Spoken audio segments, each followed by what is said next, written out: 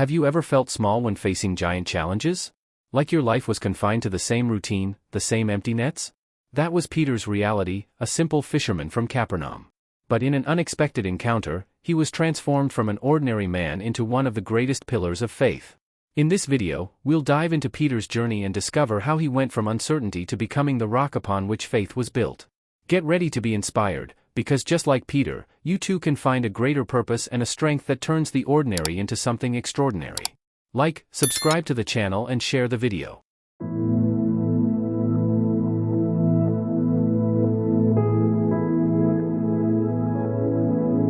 Simon was a simple man, like so many others in the region of Galilee.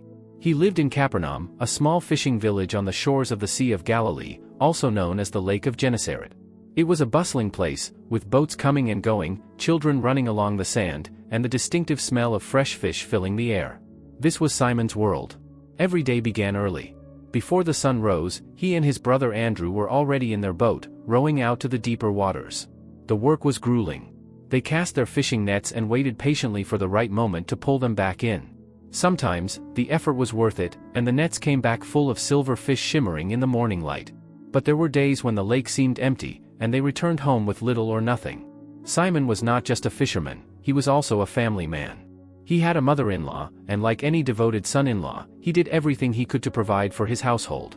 Life was hard, but he faced it with determination, knowing that survival depended on his work and his skill on the waters of the lake. Capernaum was more than just a fishing hub. It was a town where people from different places gathered to sell their goods, share stories, and exchange news. Simon had probably heard rumors about a prophet named Jesus who was gaining fame in the region. But like many men consumed by the hardships of daily life, he may not have paid much attention to these stories at first. What Simon didn't know was that his ordinary life, defined by nets, boats, and the wind blowing off the lake, was about to change in an extraordinary way. The fisherman from Capernaum, with hands calloused from labor, was one encounter away from a calling that would transform him forever. He had no idea that his humble routine would become the starting point for a journey that would take him far beyond the horizon he knew. At that moment, however, he was just Simon, the fisherman, facing another day of work in Capernaum, unaware that the greatest of all fishermen was about to step into his life. It all began on what seemed like an ordinary day. Simon was going about his usual routine, handling fishing nets and chatting with other fishermen in Capernaum. He had no idea that his life was about to change forever. His brother Andrew, who had spent some time listening to John the Baptist preach, came to him bursting with excitement. Nearly out of breath, Andrew exclaimed, "Simon, we've found the Messiah." Simon paused for a moment. The word Messiah carried immense weight for him and for any Jew. It was the promise of deliverance, the anointed one of God who would bring salvation to the people of Israel. Yet, even with that significance, Simon likely looked at his brother with skepticism. Who was this man that Andrew claimed was so extraordinary? Not knowing what to expect, Simon decided to go with Andrew to meet this Jesus. When he finally saw him, something remarkable happened. Jesus, a simple man yet radiating a presence that seemed to light up the room, looked directly at him. It wasn't a casual glance, it was as if Jesus could see right through him, as if he knew everything about Simon, his fears, his flaws, and his deepest hopes. And then, before Simon could say a single word, Jesus spoke something that he would never forget. "You are Simon, son of Jonah. But you will be called Cephas, which means Peter, or rock."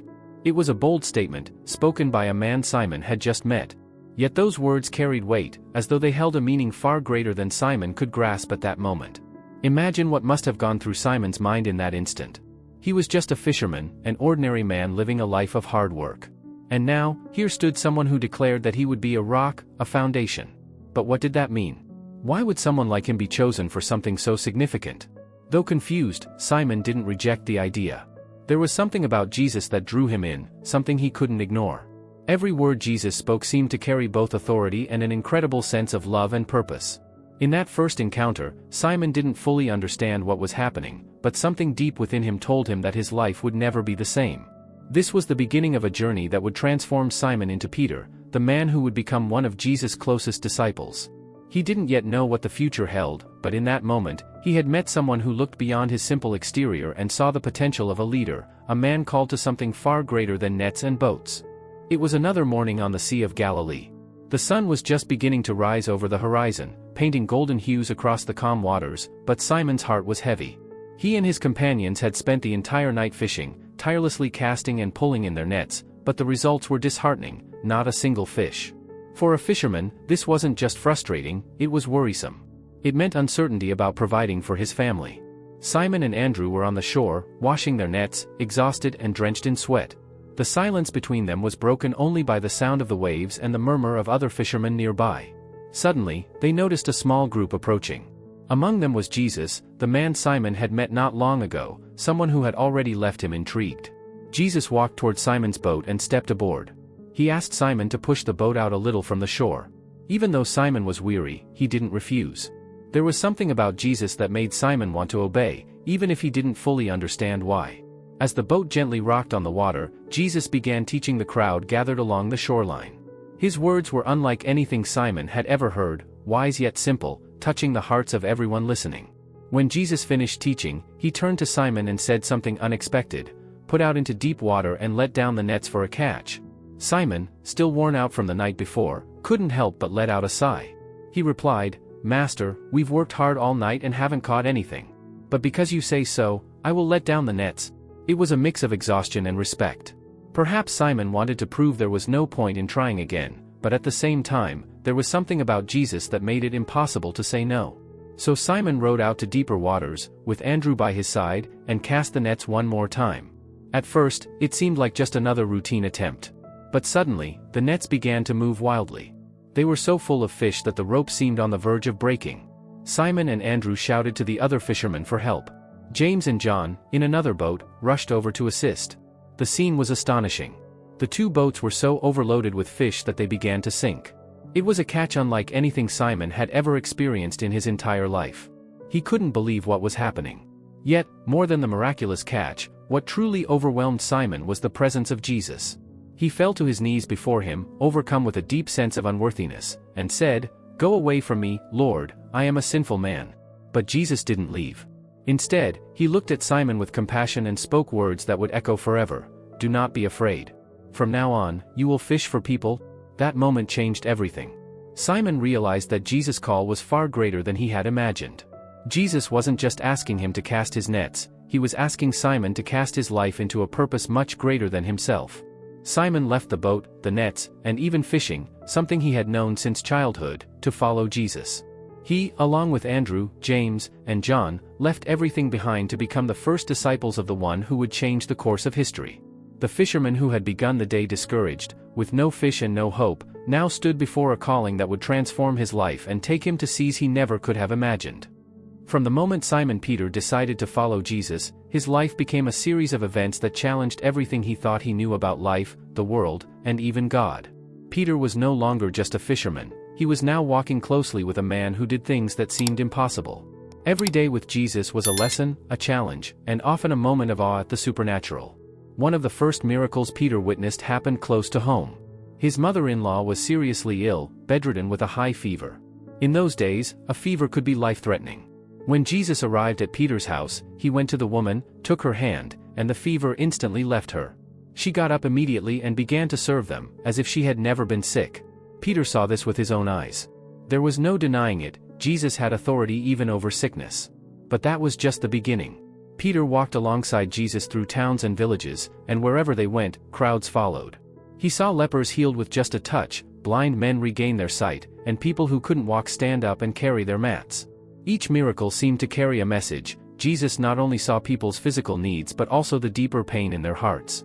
Among these miracles were moments that Peter would never forget. One of the most striking scenes took place on a hillside when a hungry crowd of thousands had followed them. Peter was worried, there wasn't enough food to feed everyone. All they had were 5 loaves of bread and 2 fish brought by a boy. But Jesus, calm as ever, took the food, gave thanks, and began distributing it. Peter watched with his own eyes as the bread and fish multiplied, feeding everyone present. When it was over, 12 baskets of leftovers remained. Another unforgettable moment was when a group of friends brought a paralyzed man to Jesus. The house where Jesus was teaching was so crowded they couldn't get in. Undeterred, the friends made a hole in the roof and lowered the man on his mat right in front of Jesus. Peter was stunned to hear Jesus' first words: "Your sins are forgiven." The religious leaders were outraged, only God could forgive sins. But to prove his authority over both the physical and the spiritual, Jesus told the man to get up. And he did, walking on his own for the first time in years. More than anyone else, Peter was always close to Jesus, observing every miracle and learning with each step. It wasn't just what Jesus did, it was how he did it. With compassion, patience, and a love that seemed beyond understanding, Jesus left a deep mark on Peter. But perhaps the greatest miracle Peter witnessed was Jesus' power over death itself. In Bethany, a man named Lazarus, a friend of Jesus, had died. By the time Jesus arrived, Lazarus had been buried for 4 days. Peter watched as Mary and Martha, Lazarus's sisters, wept uncontrollably. He was struck by Jesus' own tears, even though he knew what was about to happen. Then, in front of everyone, Jesus called Lazarus out of the tomb, and the man who had been dead walked out alive. Each of these miracles shaped Peter. He wasn't just a spectator, he was part of something far greater than he could comprehend. More than physical wonders, Jesus' miracles revealed something deeper. They pointed to who he truly was.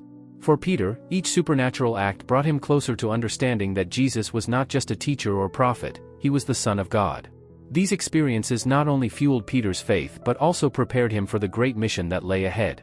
While he didn't fully grasp the role he would play in the future, he knew one thing for certain: he was walking beside someone with the power to change lives, and the world. We have reached the end of part 1 of the video. Like, share and subscribe to the channel. See you in the next video.